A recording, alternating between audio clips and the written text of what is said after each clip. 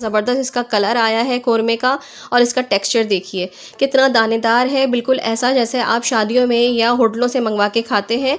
बिस्मिल्लाहिर्रहमानिर्रहीम, अस्सलाम वालेकुम वीवर्स, मैं हूँ नूर अपने चैनल चटखाना फ्यूजन्स बाय नूर से। और आज मैं बनाऊंगी अपने किचन में बीफ का कोरमा, जैसा कि हम शादियों में खाते हैं या फिर हम होटलों से ऑर्डर करके मंगवाते हैं। एकदम दानेदार और दिगी कोरमा हम थोड़ी मिकदार में घर में बहुत आसानी से बना सकते हैं। तो चलिए फिर आइए रेसिपी को स्टार्ट कर लेते हैं।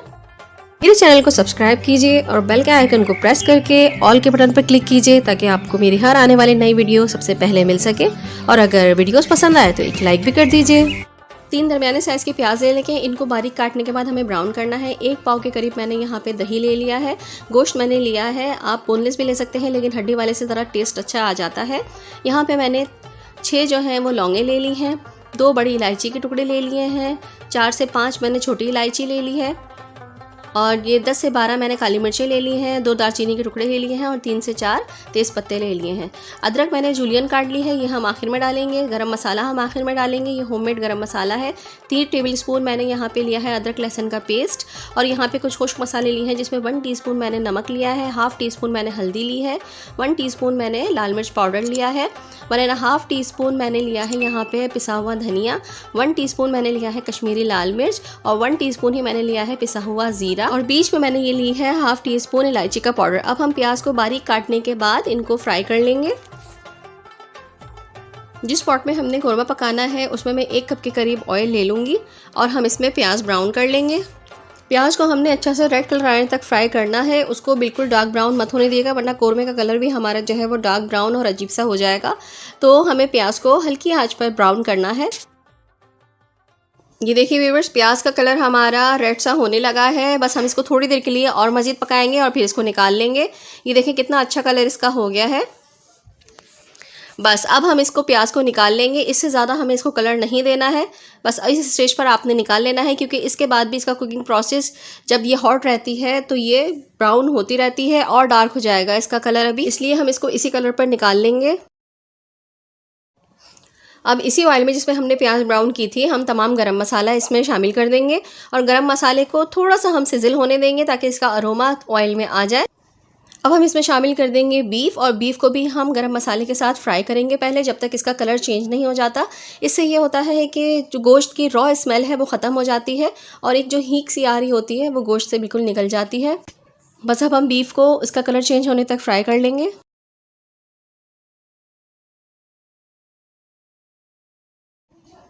बस देखिए गोश्त का कलर चेंज हो चुका है। अब मैं इसमें डाल दूंगी अदरक लहसुन का पेस्ट और अब हम इसके साथ भी गोश्त को फ्राई करेंगे।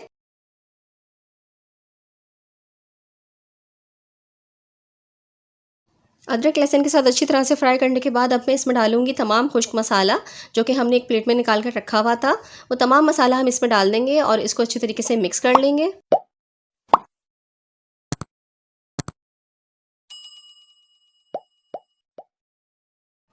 अब हम इसमें ऐड कर देंगे 1 पाव के करीब जो हमने दही लिया था।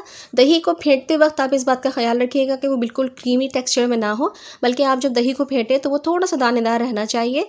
इससे कोरमे का दाना बहुत अच्छा आता है। बस दही शामिल करने के बाद हमें इसे जल्दी जल्दी से मिक्स करना है।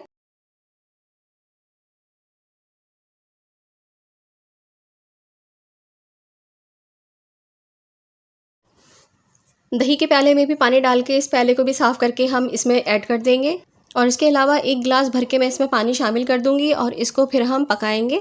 पहले उबाल तेज़ आँच पर दिलाएँगे हम और फिर हल्की आँच पर इसको 40 मिनट तक पकने के लिए रख देंगे। जो प्याज़ हमने ब्राउन की थी उसको मैं हावन दस्ते में कूट लूँगी। सारी प्याज़ को मैं इसी तरह से हावन दस्ते में कूट लूँगी। व्यूअर्स 40 मिनट हो चुके हैं। अब हम गोश्त को चेक कर लेते हैं। ये देखिए गोश्त का पानी ऑलमोस्ट खुश्क हो चुका है और गोश्त गल भी चुका है। गोश्त हमारा गल चुका है। अब हम इसको हल्का सा भून लेंगे मसाले के साथ।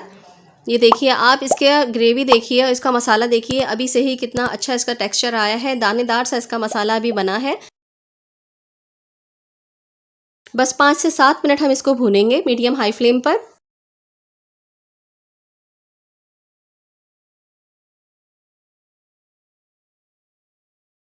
5 से 7 मिनट भूनने के बाद अब हम इसमें वो प्याज डाल देंगे जो हमने हावन दस्ते में कूटी थी।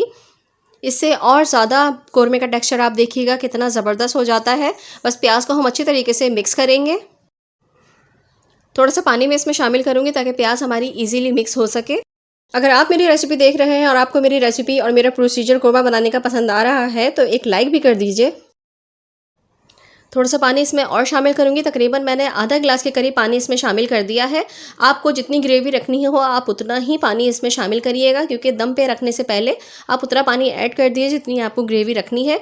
मुझे इतनी ही ग्रेवी चाहिए, इस वजह से मैंने आधा गिलास के करीब पानी शामिल कर दिया है इसमें। और अब हम इसको दम पे रख देंगे तकरीबन 5 मिनट के लिए, ताकि हमारी प्याज भी जब तक फूल जाएगी। ये देखिए व्यूअर्स, 5 मिनट हो चुके हैं और हमारे कोरमे का टेक्सचर देखिए माशाल्लाह माशाल्लाह कितना ज़बरदस्त आया है। बहुत हसीन और बहुत ही लजीज दानेदार सा कोरमा बनके तैयार हो चुका है। अब हम इसमें डालेंगे अपना होममेड गरम मसाला। अगर आप इस गरम मसाले की रेसिपी देखना चाहते हैं तो आप मेरे चैनल पर इसकी रेसिपी को देख सकते हैं। 1 टीस्पून के करीब मैं इसमें डाल दूंगी ये मेरा होममेड गरम मसाला, और हम गरम मसाले को मिक्स करेंगे। अब मिक्स करने के बाद मैं इसमें डालूंगी केवड़ा एसेंस। केवड़ा एसेंस को मैंने 1 टीस्पून पानी में डाल के इसको थोड़ा सा मिक्स कर लिया है। मिक्स करने के बाद मैं इसको इसमें शामिल कर दूंगी। अगर आपके पास केवड़ा वाटर है तो आप केवड़ा वाटर भी इस्तेमाल कर सकते हैं। केवड़ा वाटर डालने के बाद मैं इसको तकरीबन 2 से 3 मिनट के लिए अगेन दम पे रख दूंगी। 2 से 3 मिनट हो चुके हैं। माशाल्लाह माशाल्लाह देखिए कितनी ज़बरदस्त इसकी जो है वो शक्ल निकल के आई है, कितना ज़बरदस्त इसका कलर आया है कोरमे का, और इसका टेक्सचर देखिए कितना दानेदार है। बिल्कुल ऐसा जैसे आप शादियों में या होटलों से मंगवा के खाते हैं, बिल्कुल दानेदार टेक्सचर इसका आया है। ये देखिए मैं आपको करीब से भी दिखा देती हूँ, और इसकी जो खुशबू निकल रही है ना उसका तो कोई जवाब ही नहीं है। बहुत ही लजीज, बहुत ही मज़ेदार ये कोरमा बन के तैयार होता है। अगर इस रेसिपी को फॉलो करके आप 2 कॉपी इसी तरह से कोरमा बनाएंगे तो आपका कोरमा भी बिल्कुल ऐसे ही बनेगा। ये देखिए कितना ज़बरदस्त कोरमा बनके रेडी हुआ है। अब हम इसे सर्विंग प्लेट में निकाल लेते हैं। निकाल के भी आपको दिखा देती हूँ। देखें इसका टेक्सचर कितना ज़बरदस्त आया है। बहुत ही लजीज और ज़बरदस्त सा कोरमा हमारा बनके बिल्कुल रेडी हो चुका है। आखिर में जो हमने जूलियन अदरक काटी थी ना, उससे हम इसको गार्निश कर देंगे। ये देखिए माशाल्लाह माशाल्लाह कितना ज़बरदस्त लग रहा है हमारा कोरमा। अगर आपको मेरी रेसिपी और मेरा कोरमा बनाने का प्रोसीजर पसंद आया है तो मेरी रेसिपी को लाइक कर दीजिए और आगे शेयर भी कर दीजिए। अगर आप मेरे चैनल पर नए हैं तो मेरे चैनल को सब्सक्राइब कर लीजिए, बेल का आइकन प्रेस कर दीजिए, ताकि हर आने वाली नई वीडियो नोटिफिकेशन की सूरत में आपको मिले और आप उसे वॉच कर सके। और कमेंट करके मुझे ज़रूर बताइएगा कि आपको मेरा ये कोरमा कैसा लगा। देगी कोरमा, दानेदार कोरमा घर में बहुत आसानी से बना सकते हैं। तो चलिए नूर को फिर इजाज़त दीजिए और अपनी दुआ में ज़रूर याद रखिएगा, और इस दुआ के साथ कि अल्लाह पाक आप सबके रिस्क में भी बरकत अता फरमाए। आमीन सुमा आमीन। आऊँगी फिर अच्छी और यूनिक सी रेसिपी लेकर। जब तक के लिए इजाज़त दीजिए। अल्लाह हाफिज़, अल्लाह निगहबान।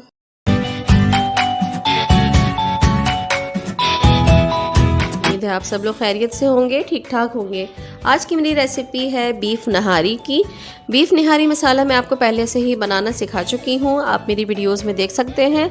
उसी नहारी मसाले को यूज़ करते हुए मैंने आज नहारी बनाई है। बहुत ही लेस इंग्रेडिएंट से ये नहारी बनी है, क्योंकि अगर नहारी मसाला आपके पास तैयार है तो आप बहुत आसानी से ये नहारी बना लेंगे, झटपट तैयार हो जाएगी नहारी मसाला ज़रूर ट्राई कीजिएगा, और उससे ये नहारी बनाना तो बहुत ही आसान हो जाता है। तो आइए चलते हैं अपनी रेसिपी की तरफ और देखते हैं कितनी आसानी से और कितने लेस इंग्रेडिएंट्स से मैंने ये नहारी झटपट तैयार कर ली है। निहारे मसाला बनाने के लिए देखिए कितने कम अज्जा जो है वो हमने इस्तेमाल किए हैं। सबसे पहले तो मैटर करता है बीफ आप किस तरह का ले रहे हैं। वैसे निहारी में जो है वो बॉन्ग का बीफ बहुत अच्छा रहता है, लेकिन मैंने बॉन्ग का बीफ नहीं लिया, बल्कि मैंने मोटे मोटे जो है वो बोटे कटवा लिए थे, और ताकि बड़े बड़े रेशे जो हैं वो हमें अच्छे लगते हैं निहारी में। और फिर मैंने नहारी मसाला ऐड किया है। ये मैंने 1 कप ऑयल लिया है। ये हाफ मीडियम साइज़ की प्याज है जो कि मैंने आधी स्लाइस में काट ली है और बहुत बारीक सी काट ली है। ये 2 टेबल स्पून मैंने अदरक लहसुन का पेस्ट ले लिया है। इधर मैंने ले लिया है आटा जो कि नहारी में डलेगा। ये 2 टेबल स्पून मैंने बेसन लिया है, और तकरीबन 6 टेबल स्पून मैंने गंदम का आटा लिया है जिससे हम रोटियां बनाते हैं। ये वो आटा है। अब मैं कुकर में ऑयल ऐड करूँगी।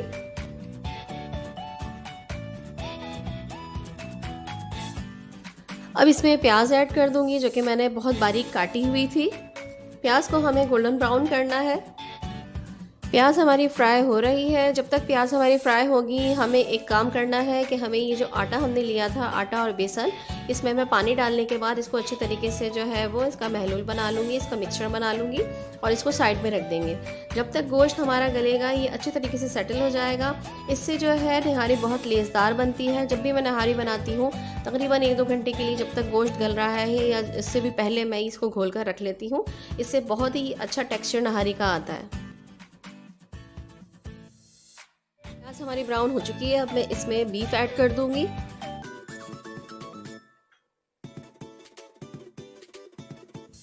तमाम बीफ को ऐड करने के बाद हम बीफ को अच्छे तरीके से इसमें फ्राई करेंगे।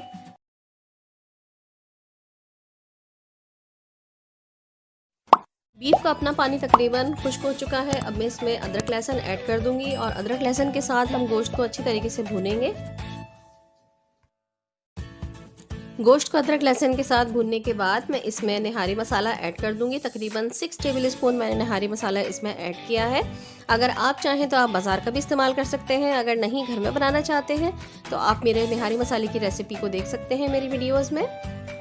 निहारी मसाले में नॉर्मल जो है वो मैंने स्पाइसेस यूज़ की हैं। अगर आप चाहें तो इसमें लाल मिर्च 1 टीस्पून या अपने हिसाब के मुताबिक और ज़्यादा ऐड कर सकते हैं। अगर आपको ज़्यादा तेज़ निहारी पसंद है तो आप इसमें लाल मिर्ची पिसी हुई ऐड कर सकते हैं। निहारी मसाला ऐड करने के बाद गोश्त को हम मसाले के साथ थोड़ी देर के लिए भूनेंगे, सिर्फ 2 से 3 मिनट के लिए। इसमें तकरीबन मैंने 3 to 4 टेबल स्पून पानी ऐड किया था ताकि हमारा मसाला एकदम से जले नहीं। अब मैं मसाले के साथ गोश्त को भूनूंगी थोड़ी देर के लिए। अब मैं इसमें नली ऐड कर दूंगी जो कि मैंने पहले से नहीं डाली थी।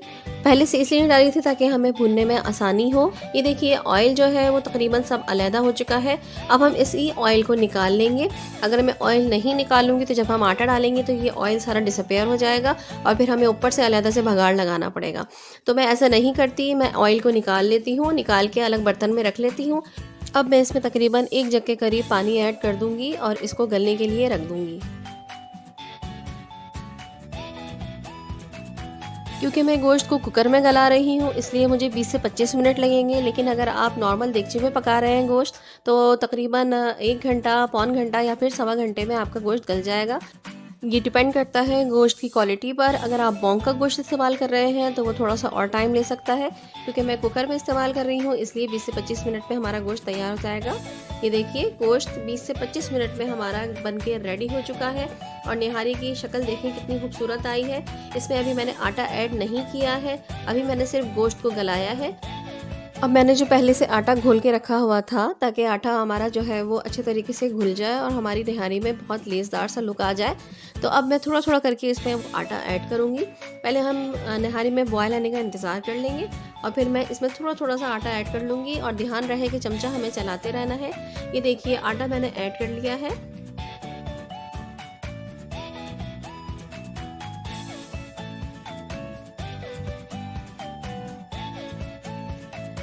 आटा ऐड करने के बाद हम उबाल आने तक इसको पकाएंगे।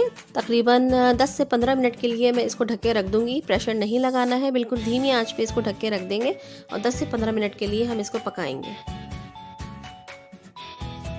ये लीजिए व्यूवर्स, 10 से 15 मिनट हमारे हो चुके हैं और निहारी हमारी बनके बिल्कुल तैयार है। देखिए कितना अच्छा लुक इसका आया है और कलर भी कितना इन्हेंस और कितना ब्राइट सा आया है इसका। अब मैं इसे कर लूँगी डिश आउट और डिश आउट करने के बाद मैं आपको दिखाती हूँ कि किस तरह से इसको सर्व करना है।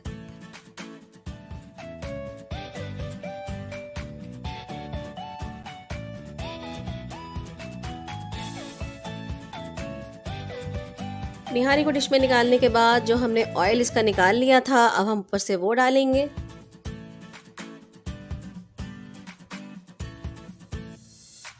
फिर हम इसमें नली ऐड करेंगे। आप चाहें तो नली अलैता से भी रख सकते हैं क्योंकि बहुत से लोगों को पसंद नहीं होता।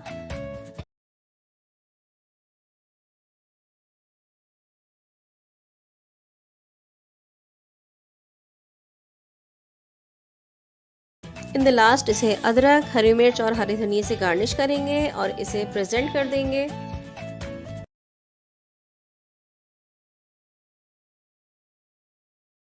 ये लीजिए व्यूवर्स, निहारी हमारी बनके बिल्कुल रेडी है। अब आप इसे गार्निशिंग के साथ सर्व कीजिए और इसे नान के साथ प्रेजेंट कीजिए। याद रखिएगा। मैंने हड्डी वाला गोश्त ले लिया है आधा किलो। अब मैं इस आधा किलो गोश्त में 1 टेबल स्पून लहसुन को पीस कर, आप चाहें तो कूट के भी लगा सकते हैं, मैरिनेट करके रख दूंगी 5 से 6 घंटे, 7 घंटे या फिर ओवरनाइट। मैंने गोश्त को पूरी रात के लिए रख दिया था मैरिनेट करके। अब मैंने निकाल लिया है। जब मैं रेसिपी बनाने जा रही हूँ, मैंने यहाँ पे 1 प्याली टमाटर का पेस्ट ले लिया है। 2 दरमियाने साइज के टमाटर मैंने काट लिए थे। यहाँ पे मैं 1 प्याली दही लूँगी। ये घर का बना हुआ दही है, जमा हुआ दही है। और इसका मैं लुक भी दिखा देती हूँ आपको। अगर आपने मेरी दही जमाने वाली रेसिपी नहीं देखी है तो आप मेरे चैनल पर देख सकते हैं। आई बटन में भी उसका लिंक मैं आपको दे दूँगी। बहुत बेहतरीन, बहुत ज़बरदस्त ये दही जमता है। यहाँ पे मैंने होममेड गरम मसाला लिया है। आप मेरे मैजिकल मसाले की रेसिपी भी मेरे चैनल पर देख सकते हैं। यहाँ मैंने कुछ साबुत गरम मसाला ले लिया है, जिसमें मैंने एक जो है वो बादियान का फूल लिया है, 1 बड़ी काली इलायची ली है और 1 बड़ा तेजपत्ता लिया है, जिसको मैंने बीच से तोड़ लिया था। यहाँ पे मैंने 1.5 टेबल स्पून अदरक लहसुन का पेस्ट लिया है और यहाँ 1 मीडियम साइज की प्याज मैंने चॉप कर ली है, हरी मिर्चें चॉप कर ली हैं और ये 1 मीडियम साइज की प्याज मैंने स्लाइस में काट के रख ली है, जिसे मैं ब्राउन करूंगी। 1/2 टीस्पून मैंने हल्दी ली है, 1/2 टीस्पून मैंने पिसा हुआ धनिया लिया है, 1/2 टीस्पून मैंने पिसी काली मिर्च ली है, 1 टीस्पून लाल मिर्च का पाउडर लिया है, 1 टीस्पून कश्मीरी लाल मिर्च का पाउडर लिया है और ये 1 टीस्पून कुटा हुआ जीरा है और ये 1 टीस्पून जो है मैंने नमक लिया है। नमक आप अपने हिसाब से भी यूज़ कर सकते हैं। अब मैंने तेल में तकरीबन 7 से 8 टेबल स्पून मैंने ऑयल ले लिया है। उसमें मैंने स्लाइस की हुई प्याज डाली है। अब मैं इसको ब्राउन करके निकाल लूंगी। ये देखिए व्यूअर्स, प्याज हमारी ब्राउन हो चुकी है। अब मैं इसे अलग प्लेट में निकाल लूंगी। ये देखें, अलग प्लेट में मैंने निकाल लिया है। अब मैं इसी ऑयल में जो मैरिनेट करके हमने गोश्त रखा हुआ था वो मैं इसमें डालूंगी और मैं इसको जब तक फ्राई करूंगी जब तक गोश्त का पानी ख़त्म नहीं हो जाता। इसमें हमने लहसुन लगा के रख दिया था, इसलिए ये जल्दी गल जाएगा, क्योंकि लहसुन जो है वो टेंडराइज़र होता है और गोश्त गलाने की सलाहियत रखता है। अब जो 1 टेबल स्पून मैंने 1/2 टेबल स्पून मैंने जो अदरक लहसुन का पेस्ट लिया था वो भी मैं इसमें ऐड कर दूंगी और इसके साथ मैं गोश्त को भूनूंगी। इतना भूनेंगे हम गोश्त को कि तेल अलग हो जाए और भुना हुआ लहसुन अदरक हमें अलग नजर आने लगे।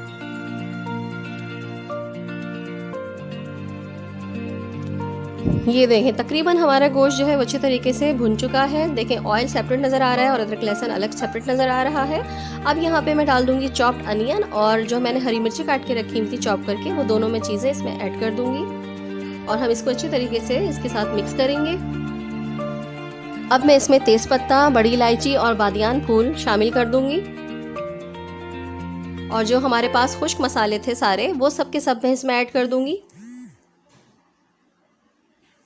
थोड़ा सा पानी शामिल करके मैं इसको मिक्स करूंगी, क्योंकि देखें गोश्त हमारा गर्म है और इसमें पानी बिल्कुल भी नहीं है, पानी खुश्क हो चुका है, तो इसलिए पानी शामिल करना ज़्यादा ज़रूरी है, वरना मसाले हमारे जल सकते हैं।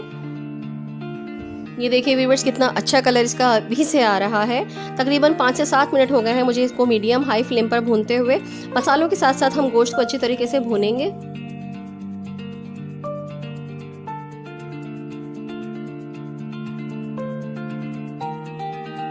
देखिए व्यूअर्स, पानी बिल्कुल खुश्क हो चुका है। मैं थोड़ा सा पानी इसमें मजीद शामिल करके इसको और ज़्यादा भूनूंगी। तकरीबन 5 से 7 मिनट मजीद भूनूंगी, जब तक पानी खुश्क नहीं हो जाता और ऑयल हमारा ऊपर नहीं आ जाता। ये देखिए व्यूअर्स, ऑयल हमारा ऊपर आ चुका है, पानी जो है वो खुश्क हो चुका है, भुन चुका है। अब मैं इसमें डाल दूंगी टमाटो पेस्ट। इसको अच्छे तरीके से मिक्स करूंगी और टमाटो पेस्ट के साथ साथ मैं इसमें शामिल कर दूंगी दही 1 प्याली।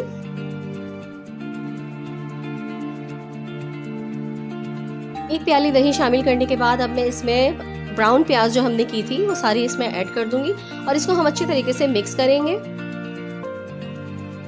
चूँकि हमने लहसुन में मैरिनेट करके रखा था रात भर के लिए गोश्त को, तो इसलिए ये टमाटर और दही के पानी में ही गोश्त हमारा गल जाएगा। तकरीबन 30 से 35 मिनट लगेंगे इसको।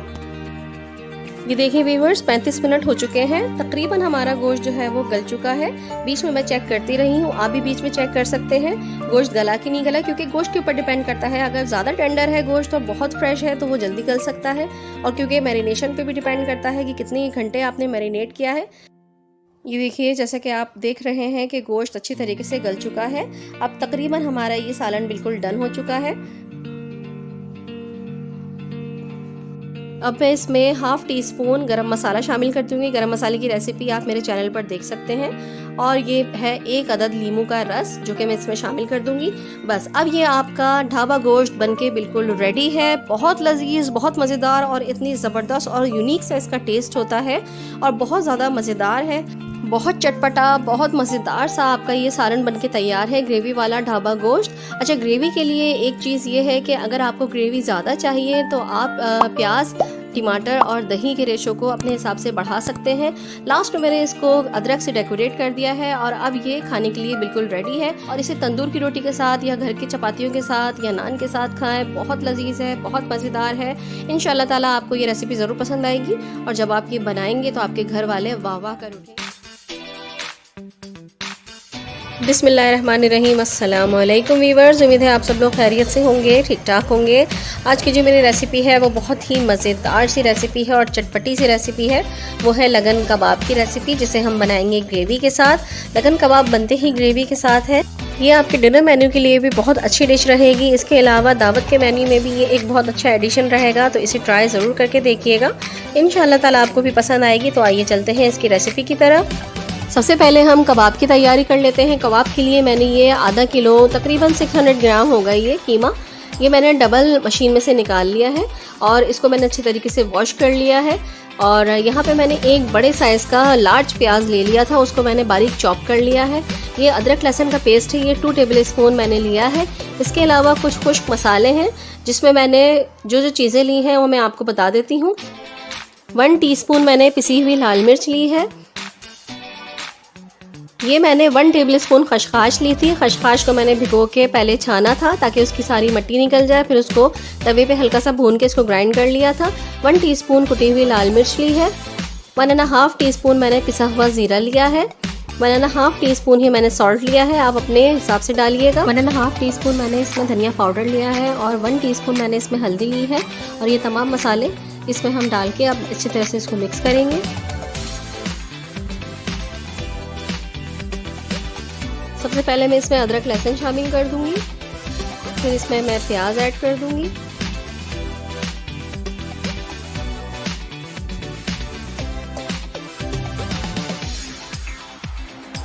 अब इसमें डाल देंगे हम सारा ये खुश्क मसाला पिसा हुआ। अच्छा, मिर्चें आप अपने हिसाब से डालिएगा। मिर्चें और नमक अगर आप ज़्यादा तेज़ चाहते हैं तो वैसे इस हिसाब से जिसमें मैंने डाली है ये बिल्कुल परफेक्ट मेजरमेंट है। आपको ना फीका लगेगा और ना ही ज़्यादा तेज़ लगेगा, लेकिन अगर आप तेज़ चाहते हैं तो फिर उस हिसाब से डाल लीजिएगा। अब इसको हम अच्छे तरीके से मिक्स करेंगे ताकि अच्छी तरीके से कीमे में सारे मसाले मिक्स हो जाए और फिर हम इसको रख देंगे आधे घंटे के लिए कवर करके। अब आपके ऊपर डिपेंड करता है, या तो फ्रिज में रख दीजिए या फिर किचन में ही छोड़ दीजिए। आधा घंटा हो गया है। अब हम इसको अच्छे तरीके से दोबारा से मिक्स कर लेते हैं, फिर हम इसके कबाब बनाना शुरू करेंगे।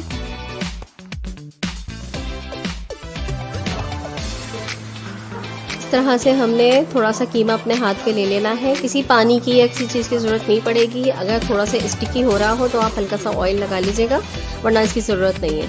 इस तरह से हमने ओवल शेप में कबाब बना के, बस इसी तरह से हम ओवल शेप में सारे कबाब बना के प्लेटर में रखते जाएंगे।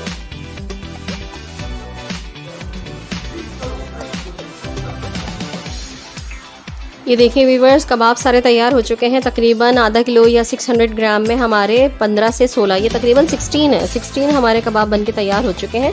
अब मैंने यहाँ पे पैन में थोड़ा सा तेल ले लिया है। अब इसमें हमें हल्का हल्का इसको फ्राई कर लेना है। बस इतना करना है कि हर तरफ से ये हल्का हल्का सा सिक जाए, ज़्यादा फ्राई नहीं करना है। कबाब बनाते हुए इस बात का ख्याल रखिएगा कि साइज़ आपको उतना रखना है कि ये पकने के बाद थोड़े से श्रिंक हो जाते हैं, तो आप उस हिसाब से जो है वो छोटे छोटे ज़्यादा नहीं बनाइएगा। अगर ज़्यादा छोटे बनाएंगे तो वो श्रिंक होकर बहुत ही ज़्यादा छोटे हो जाएंगे। तो इस हिसाब से आपने कबाब का साइज़ देख के रखना है। कीमे का पानी और फिर ज़ाहिर सी बात है इसमें प्याज भी हमने डाली है तो उसका पानी भी इसमें से निकल रहा है, तो काफ़ी सारा पानी इसमें से एक्सक्रीट होगा। इस ऑयल को आपने डिस्कार्ड नहीं करना है। इस ऑयल को आपने कबाब तलने के बाद एक प्याले में सेव कर लेना है और उसको जब हम ग्रेवी बनाएंगे तो तब हम इस्तेमाल कर लेंगे। इस तरह से कोई भी चीज़ ज़ाया नहीं करनी चाहिए।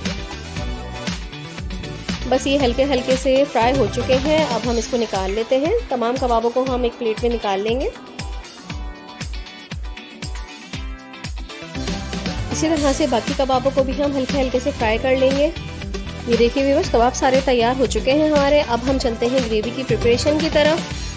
ग्रेवी के लिए मैंने यहाँ पे आधा किलो टमाटर ले लिए हैं, उसमें एक मैंने तलहान मिर्च डाल दी है और 4 से 5 मैंने इसमें लाल खुश्क मिर्चें डाल दी हैं। ग्रेवी में आपको जितनी मिर्चें रखनी है आपने इसी में शामिल करनी है। आप चाहें तो साबुत लाल मिर्चें भी डाल सकते हैं। अब इसमें आधा कप के करीब तकरीबन पानी डालने के बाद इसको 10 से 15 मिनट के लिए बॉईल करेंगे। देखिए 10 मिनट बाद ही हमारे टमाटर जो है वो थोड़े से टेंडर हो चुके हैं और मिर्चें वगैरह भी थोड़ी सी सॉफ्ट हो चुकी हैं। बस अब आप इसे ठंडा कर लेंगे। के बाद अब हम इसे ब्लेंडर में ब्लेंड कर लेंगे, अच्छे तरीके से इसका पेस्ट बना लेंगे। बिल्कुल स्मूथ सा इसका पेस्ट बनाना है हमें। स्मूथ सी हमारी टोमेटो प्यूरी रेडी हो गई है। 1 टेबलस्पून मैंने यहाँ पे अदरक लहसुन का पेस्ट ले लिया है और ये वही टोमेटो प्यूरी है जो हमने तैयार की है मिर्चों के साथ। कुछ मसालों में नमक आप हस्ब ज़ायक़ा लेंगे। 1/4 टीस्पून वाइट पेपर है पिसी हुई, 1 टीस्पून ब्लैक पेपर है और हाफ टीस्पून हमारे पास हल्दी है। इस ग्रेवी में आप तकरीबन 10 कबाब तक बना सकते हैं, बाकी आप स्टोर कर सकते हैं फ्रीज़र में बहुत इजीली। ग्रेवी बनाने के लिए मैंने यहाँ पे अपनी कढ़ाई ले ली है, उसमें मैंने तकरीबन 1 बड़ा पकाने का चमचा तेल डाल दिया है। अब इसमें मैं डाल दूंगी अदरक लहसुन और अदरक लहसुन को हमें अच्छे तरीके से भूनना है। ये देखिए अदरक लहसुन हमारा अच्छे तरीके से भुन चुका है। अब मैं इसमें टोमेटो प्यूरी शामिल कर दूंगी सारी। टोमेटो प्यूरी ऐड करने के बाद मैं इसमें हल्दी और नमक शामिल कर दूंगी। सफ़ेद मिर्च और काली मिर्च हम अभी शामिल नहीं करेंगे, हम उसको सबसे आखिर में जब दम पे रखेंगे जब शामिल करेंगे। तो इसमें ये 2 चीज़ें शामिल करने के बाद बाकी हम इसको मिक्स कर लेंगे और इसको पकाएंगे अच्छी तरीके से। जो ऑयल और उसके जूसेस कबाब के जो हमने प्याले में सेव करके रखे थे वो भी हम इसमें शामिल कर देंगे। अभी टोमेटो प्यूरी में अच्छा खासा पानी है तो हमें ये पूरा ही पानी इसमें नहीं रखना है, बल्कि हमें इसके 50% पानी को खुश्क करना है ताकि ये प्यूरी हमारी थोड़ी थिकनेस की तरफ आ जाए। ढक के हम इसको तेज़ आंच पर ही पकाएंगे ताकि पानी जल्दी से खुश्क हो जाए। तकरीबन 5-10 मिनट में ही पानी खुश्क हो जाएगा। ये देखिए इसके ढक्कन की हालत ही बता रही है कि कितने जो है वो छींटे उड़े हैं। अगर खोल के पकाते तो फिर आपके किचन का क्या हाल होता, इसलिए हमें ढक के पकाना इसको ज़रूरी था। देखें ग्रेवी हमारी गाढ़ी हो चुकी है, ये इस कंसिस्टेंसी में आ जाए। अगर इससे ज़्यादा आपको पकाना है और गाढ़ी ग्रेवी रखनी है तो आप थोड़ा सा पानी और खुश्क कर लीजिए, लेकिन मेरे हिसाब से ये बिल्कुल परफेक्ट है। अब मैं इसमें डाल दूंगी कबाब। मैंने जितने कबाब लेने थे मैंने उतने कबाब ले लिए हैं। इस ग्रेवी में आप तकरीबन 10 कबाब तक ऐड कर सकते हैं और बाकी को सेव करके रख सकते हैं। कबाब शामिल करने के बाद आपने बहुत प्यार से इसको चलाना है ताकि कबाब हमारे टूटे नहीं। इसको अच्छी तरीके से बहुत हल्के हल्के हाथ से इसको मिक्स कर लें। अब हम इसमें शामिल करेंगे जो काली मिर्च और सफ़ेद मिर्च का पाउडर हमने बचा के रखा था, अब वो भी इसमें शामिल कर देंगे।